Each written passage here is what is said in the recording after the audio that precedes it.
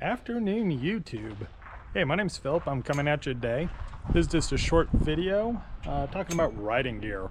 So don't mind my messed up hair. I've just finished a 150-mile ride. What I want to talk about is that you can have riding gear that's safe enough to travel on the interstate and you don't look like a decked out squid in a one-piece Days getting ready to go to the track. This hoodie is an Alpine Stars. Is an armored hoodie. It has armor plates in the back, in my elbows, and on my shoulders, and the rest of it is a rip resistant fabric.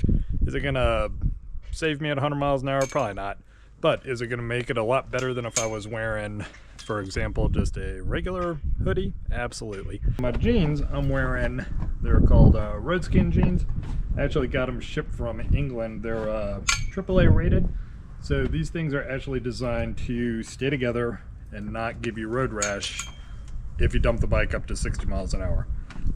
Otherwise, they're quite comfortable. They look like regular jeans. If I wear this in the hoodie, it looks like I'm just out for a day on the town. My gloves, as you can see, okay, these are the Alpine Stars XPXs.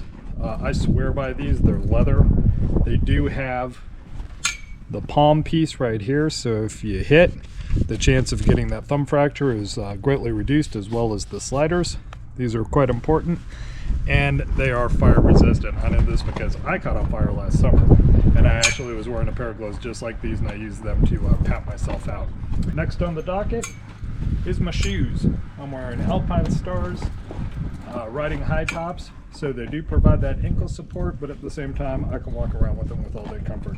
And last but not least, if I look slightly fatter than normal, this Alpine Stars hoodie allows me to wear a Tech Air 5 airbag vest underneath. So not only am I wearing an armored hoodie, I am wearing a full airbag vest.